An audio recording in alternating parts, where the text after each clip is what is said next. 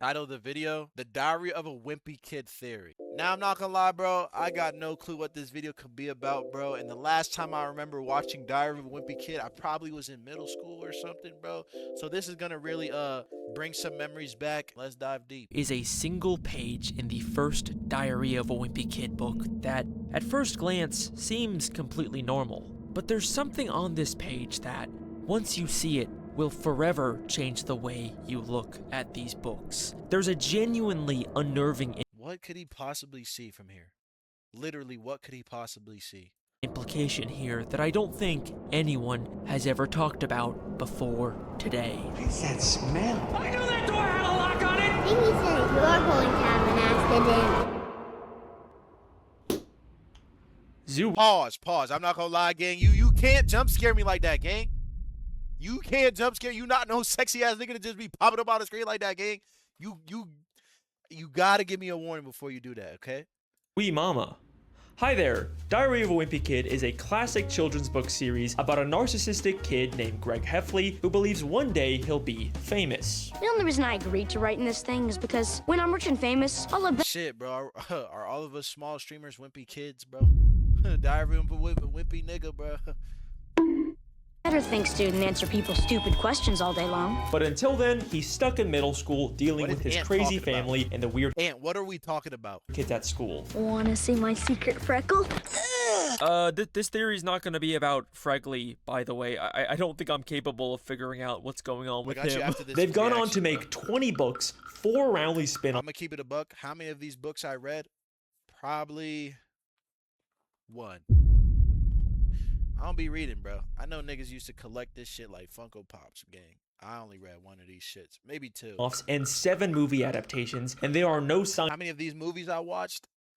I think I watched 2 of them. Wait, shit, I don't even remember, bro. All this is a blur. of them ever slowing down. And the weird thing about this is that not Shut up. only do these books get a lot more cartoony and Yeah, bro, this shit's damn near collectibles at this point, right, Jamal? unrealistic as they go along, but by book Think they sell for a lot? 20, Greg is still in middle school. He never ages. And look, I know this is a thing that happens in a lot of different media Hold up, this just got deep, bro. This nigga 20 year. Okay. This just got deep. So he's like 30 years old in middle school. Okay, let's lock in, bro. Because this could be some of y'all in the chat, bro. This dead could be some of y'all in the chat. about kids in school, but the thing that's interesting about Diary of a Wimpy Kid is that the books themselves are constantly acknowledging it. But for now, I'm stuck in middle school with a bunch of morons. To be honest with you, I feel like I've been stuck in middle school forever. I looked in the mirror, but everything looked exactly the same as it always does. You got kids like me who haven't hit their growth spurt yet, mixed in with gorillas who have to shave twice a day. From the start, We find out he's trapped in a time loop. It's about to get that deep. these diaries have been drawing attention to the fact that Greg doesn't age, which makes me feel like there might be some kind of in-universe explanation for it. And look, I promise this is not going to be another edgy, oh, Greg is actually dead theory. No, I think there's actually a much simpler explanation. These books are not the objective truth. They are diaries written by an egotistical sociopath who is constantly lying to make himself look better. Greg is the definition of an unreliable narrator. So, for all we know, Greg is aging normally, but for whatever reason, he's just choosing to lie about it in his diaries. That's the most logical in-universe explanation. Or, that's at least what I There thought. gotta be like a mental health thing about that, or like a mental issue about that, bro. Deadass. There gotta be, bro. Cause I know there's niggas in the planet that be like big as hell, be thinking they shredded as hell, bro. You know what I'm saying? It's not like delusion. I don't know what it is, bro, but there's shits like that, bro. Until I found a very strange detail on page 122 of the first Diary of a Wimpy Kid book. A page that forever changed the way that I look at these diaries. TJ, I'm reacting On this right now, page, Greg talks about giving his parents the same gifts for Christmas every year. I gave mom and dad their gifts. I get them the same kind of thing every year, but parents eat that stuff up. And then we see a drawing of Greg Yes, Tajan. giving his parents their Busy, bro. gifts. Do you see anything wrong with this? Look very closely. Greg believes that his parents eat that stuff up, but in the drawing, his parents are clearly unhappy with their gifts. What? Okay, my nigga. This a stretch. They look shocked. Oh my god. You know what? I can't tell. The drawing contradicts Greg's opinion, which means Greg couldn't have written this page. Wait a second. Is Greg not the author of his diaries? Yo, this music is frying my shit. Shit. Okay, so obviously I know that Jeff Kinney is the real author of these books, and all of this is just fictional. But I'm saying, in the universe of Diary of a Wimpy Kid, what if someone else is writing these diaries pretending to be Greg? Have you ever noticed how the diaries are constantly cutting to other perspectives when Greg isn't around? We've kind of just had to assume that Greg either heard about these things after the fact, or maybe he was just exaggerating, but sometimes they really feel like they're telling us things that Greg wouldn't know. Mom likes to rent these romantic comedies, and she makes Dad watch them with her, but I know Dad is just waiting for the first chance to break away and go back down to the basement. Okay, I like this perspective, because how does that little nigga know this, though? How do you know this, though? How does Greg know this? I mean, who else but Frank would know what he was secretly thinking about in this moment? This doesn't feel like something he would tell his son about later. In fact, these books are full of moments like this that feel like they're specifically from Greg's dad's perspective. Greg even claims at the start of Third Wheel that he can remember things from when he was in his mother's womb, and the things he remembers do feel kinda accurate, but wouldn't it make way more sense if these were actually Frank's memories from when his wife was pregnant? What if Frank is the real author of the diaries? What if these are books that Frank is writing based on his son's life for some unknown reason? And it's okay if you're not fully on board yet, because I didn't really take this seriously either until I found something insane. At the start of Dog Days, we are told that there is a newspaper comic called Lil Cutie that Frank and Greg read together every day. And we find out that Lil Cutie is a comic series that was written by a father based on his son. Comic series written by his father based off his son. Okay. Look at these two drawings on the same page. You can't tell me they aren't trying to frame Frank and Greg in the exact same way as the Lil Cutie author and his son. And that's not even the craziest part, because on the very next page it says, I guess now that the real Lil Cutie is all grown up, his dad's having trouble coming up with new material. His dad's having trouble coming up with new material. Is this not exactly what we've been talking about this whole time? The diaries get cartoonier and Greg never ages because now that his son is grown up, Frank is out of new material and he's forced to just make stuff up. We even find out in Hey, I'm not gonna lie though, he making some good points though.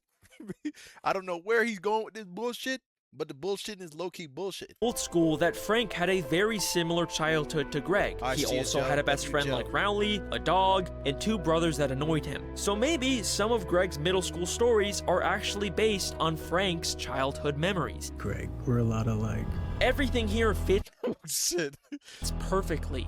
Now, if you still don't believe me, then I have one final question for you. A question that's been right in front of our faces this entire time, but we never thought to ask it before now. Why are these books called Diary of a Wimpy Kid? Why would Greg, someone who is consistently shown as narcissistic and egotistical, ever refer to himself Let me find out. Let me find out, bruh. His father sneak dissing his son. as Wimpy? Greg has an extremely high opinion of himself. That's like his main thing. But you know who does think Greg is wimpy? His dad. His dad.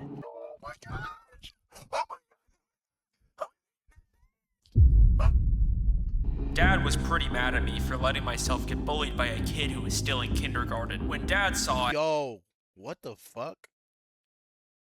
Wow. That nigga is a bitchy kid. What the fuck? and he said it was a girl bike and I should get rid of it. Dad said there was no way he was getting me a dollhouse. So yes, I believe for whatever reason, Greg's dad decided to write the Diary of a Wimpy Kid books. And just like with Little Cutie, it ended up becoming a huge financial success, leading to a whole series of books and even a handful of movies. I always figured they'd make a movie about my life, but I didn't think they'd start the story here. I always figured they'd make a movie about my life. This line implies that these are in-universe movies based on the diaries, and Greg did actually become famous like he always wanted, but what if it's because his father decided to create a best-selling book series about his life? And that is Holy shit. And then this ties to Julian and Jaden Newman, bro. Because Greg Heffley's father is basically Jamie Newman, exploiting their kids for monetization. But that's another convo. my Diary of a Wimpy Kid theory. Case closed. Oh, that was it? Yep, I'm pretty sure we wrapped up everything. Okay. I know I always say that, and then there's like a big surprise plot twist in these videos, but like this time we're done for sure. I mean, you can just leave. Merch, we're all done. Merch, you done, bro. Don't look at the runtime of this video. Why are we getting close, bro?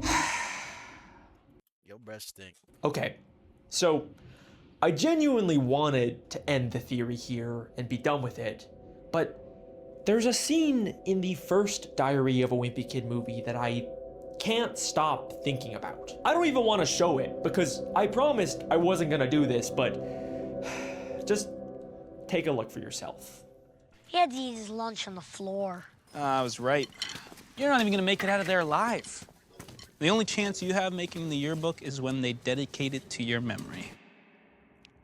The only chance you'll have of making the yearbook is if they dedicate it to your memory. Wait a second. Could that be what these movies are? Did Frank write these diaries because Greg is dead? This nigga said he wasn't gonna talk about that. Oh, what the fuck? This nigga, bro. I know, I promised I wasn't gonna do another "they were dead the whole time" theory, but I swear, this is not your usual edgy, run-of-the-mill Greg's in purgatory theory. There's something to this. And I know people have already suggested this before, but what I have never seen anyone talk about is the fact that there are so many moments in these movies that talk about Greg like he is dead or going to die. You'll be dead or homeschooled by the end of the year anyway. You're not even gonna make it out of there alive. He will kill you. Literally kill you. You're dead. Move over. I'm dying. He'll kill me. You're killing me. You know that? Yo, this nigga is taking a lot of stuff out of context. Niggas say you're killing me, as in like a joke or some shit. And he did, wow. Why don't kill me if she knows we're here? You're so freaking dead. I'll die. You can't call if you're dead. You can kill me. She's gonna kill both of us. We're dead. Mom would kill us. You are so dead. Greg, you are so dead! Goodbye, Gregory. You will always be remembered. When they dedicate it to your memory. Like, I'm not crazy, right? That's a weird 21 lines.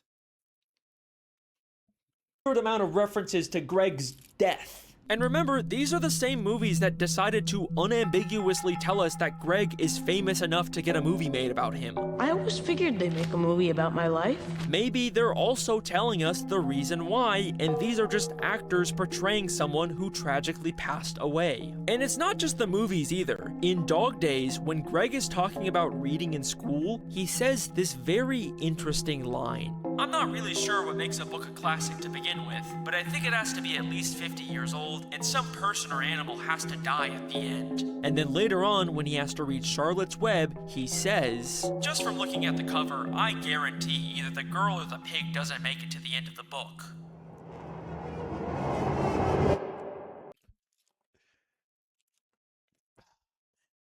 This guy's good.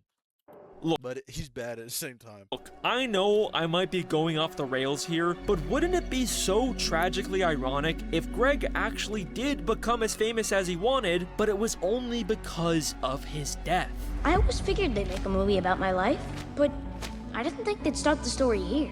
That's why they adapted the diaries into movies. That's why he's always been stuck in middle school. And that is the real reason why his father decided to write a book series about him, to keep his memory alive. And look, it's okay if you're not fully on board yet, because I've still got some really big evidence. But before we get into that, I want to take a look at how I think the real Greg Heffley might have died. And just a warning, this will probably sound like a lot of random speculation at first, but It already is, Alex.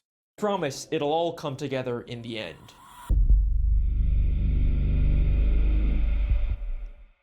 Going back to the movie that told us about Greg's fame and possible death, there's a scene where Roderick tells Greg and Rowley a scary story about a nearby forest called Devil Worshipper Woods. There used to be this house.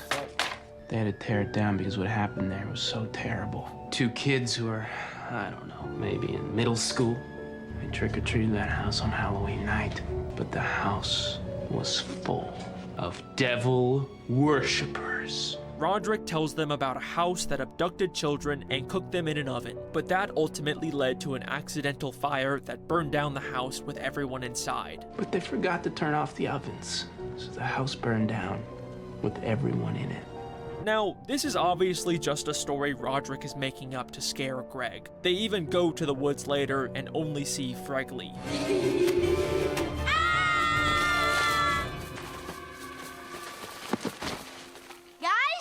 But what if there's a nugget of truth to this story? Because later, in Roderick Rules, we briefly see a newspaper that seems to be talking about some kind of fire. Bro, he is hard analyzing this shit. And in the books, there are several references to house fires, including an instance where Greg actually accidentally causes one in their home. There's also this insane deleted scene from the third movie where Manny ominously Niggas pulling up deleted scenes? talks about an accident. You threw Tingy away. Well, it was an accident. Tingy says you're going to have an accident.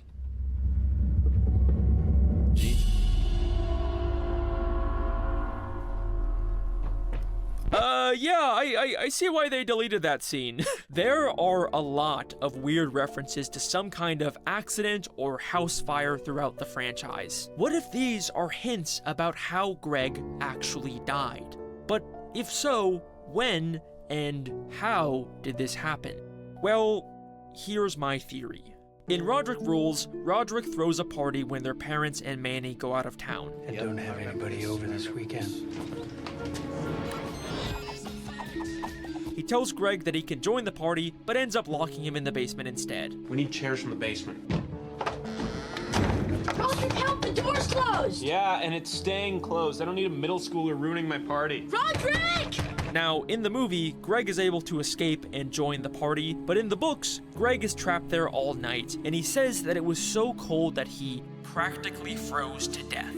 But the next day, he gets out and they quickly clean up before their parents come home. They even have to replace one of their doors, but they do finish in time. See? Told you it'd work. But look at what the diary says about their parents' reactions when they first get home.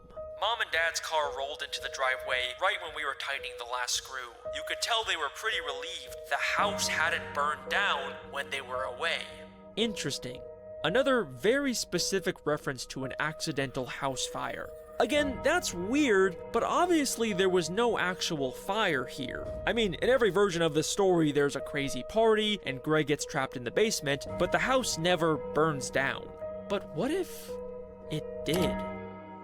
Remember, this diary, and by extension the movies based on them, are unreliable narrators, possibly written by a grieving father who wants to keep the memory of his son alive. So we don't know for sure what actually happened when Greg was locked in that basement all night. The basement that Frank has warned them to stay out of. The basement that Greg was practically freezing to death in with no source of warmth. Except, that's not entirely true, because we also know that the basement is the house's furnace room. Where are we going with this, bro? Something about fire. Something about fire. Something about fire in the basement. So what if Greg tried to get warmer by messing with the furnace, but instead he ended up accidentally starting a deadly house fire? Yes, I believe that Greg never actually left that basement, and everything after this page is a complete and total lie. Okay, that's a big claim, I know. Yes. And I did warn you, this would sound like a lot of random speculation, but Put it together I now. do actually have the evidence to back it up. To start off, remember that newspaper that mentioned a fire? Well, Yep. Greg gets it as he's cleaning up the party. And it mentions the fire happening at 6 a.m. when Greg still would have been freezing in the basement. Oh, nigga. Bro, I'm confused, bro. Okay, so this is the perspective of the dad, bro. And the dad just like has trauma from his kid dying this way. So he keeps foreshadowing it in movies in the diary. Okay. And also, look at what Or not foreshadowing, referencing. happens immediately after this page in the movie. You are in so much trouble. She's gonna kill both of us. Greg and Roderick are unambiguously depicted as dead. This theory also explains why a lot of the death references also include Roderick. She's gonna kill both of us. We're dead. Mom How many? would kill us, and I am a dead man. Since he would likely be a victim of the That was fire like as 4 well. references. The house burned down with everyone in it. Frank even describes the smell of Roderick's room as unidentifiable. What is that smell? I can't even identify it. But the real reason why I think this fire theory is so Is he reaching? No. This is definitely a reach, but it's not a bad reach.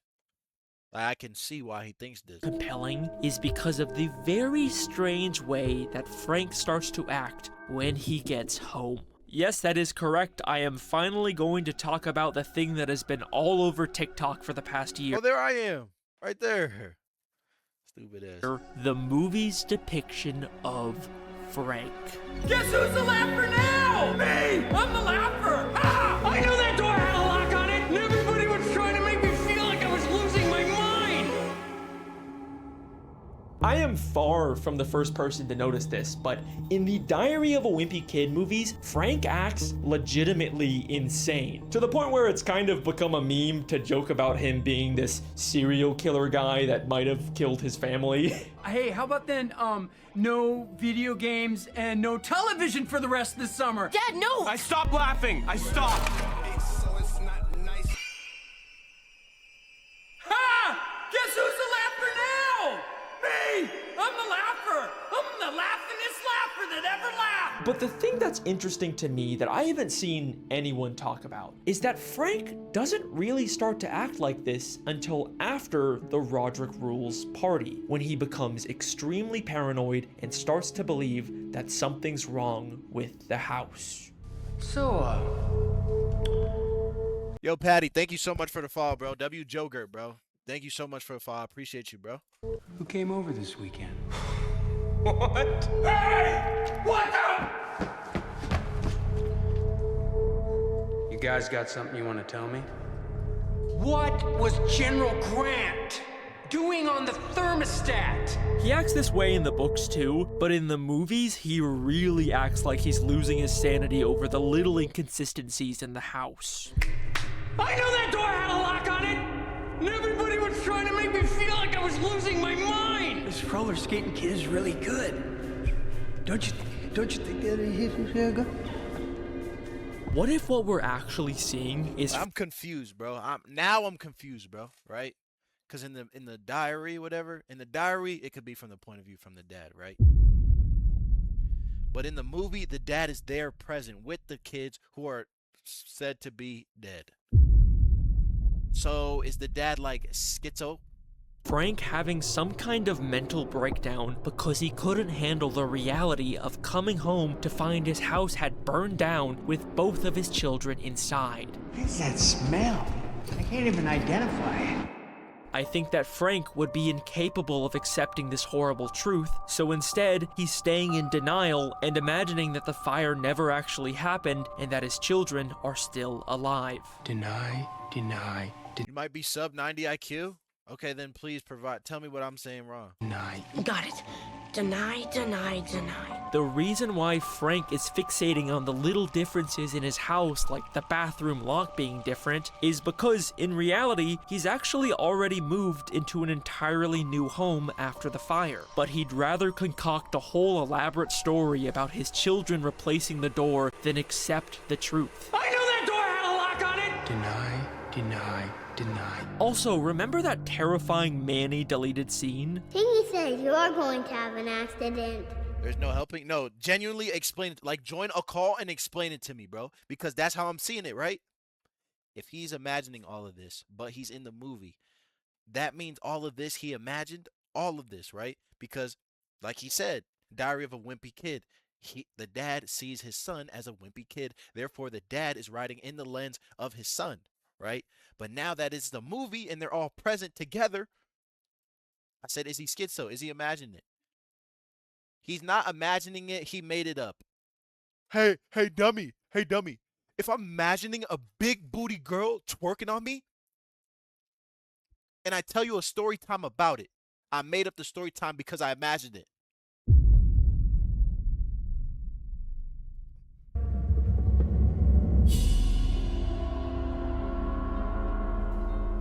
This scene makes no sense in the context of this movie, but with this theory, it just so stupid.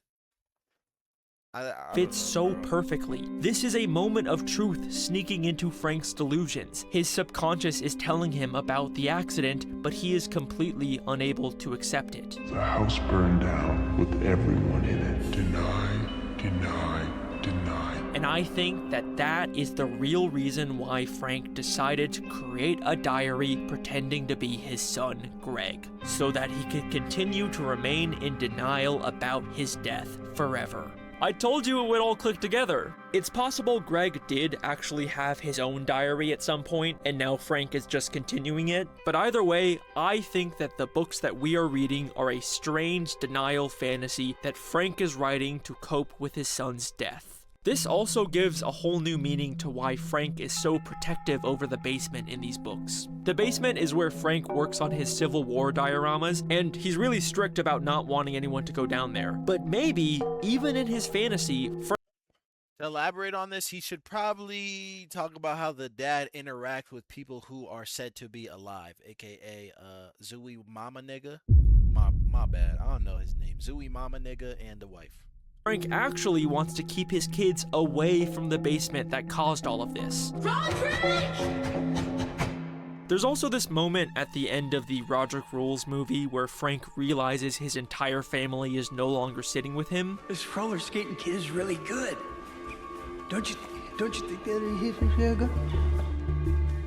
And people like to joke about how Frank is realizing his entire family is dead or whatever, which doesn't exactly line up with my fire theory since Susan and Manny would still be alive. But if Frank has turned the loss of their children into a fictional best-selling franchise for money, then I could totally see Susan divorcing him and taking Manny. I mean, she was very much depicted as someone who believes in honesty. You lied to me, and you know how I feel about that. So I think this scene actually works really well with this theory. Don't you think that You're going to have an accident. Whether or not you agree with every part. Bro, how did he imagine? How did he turn this movie and diary just like so dark? Of this theory, you have to admit there's a lot of really compelling connections here, and it offers us a very tragic new way to read these books. Nothing of what we see in these diaries is the full truth. It's a combination of both Frank's true memories of his son and fictional ones he's created to keep the lie going. We have to think of these books as more than just Frank and Greg. They're a weird amalgamation of them both. In a sense, these books are the story of Freg. Say some dumb shit, please. Wait a second. My God. This nigga don't stop. Oh, what the fuck? I forgot who this is. Fregley has never felt like a real person. We never actually learn anything about him beyond the fact that he is this weird, inhuman, freaky kid who's always around. Wanna see my secret freckle?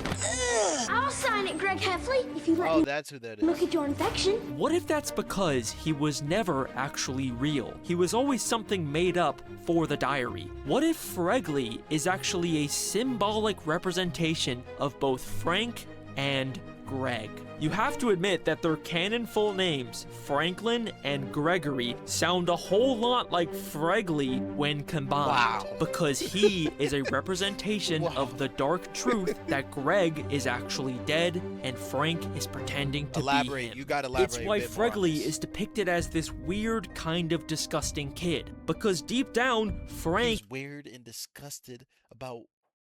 Okay, let me shut up. is disgusted with himself for what he is doing, and this disgust and shame manifests in the diaries as Fregley. It's why in both the books and the movies, Greg is mistaken for Fregley. Hi, Ollie. Oh, hi, Fregley. She thinks I'm Fregley? Why does Fregley have a secret language? Because Greg has a secret language. Why does Fregley want to show his secret freckle? Maybe because Greg also recently discovered a new freckle. And what does Fregley do in the town talent show?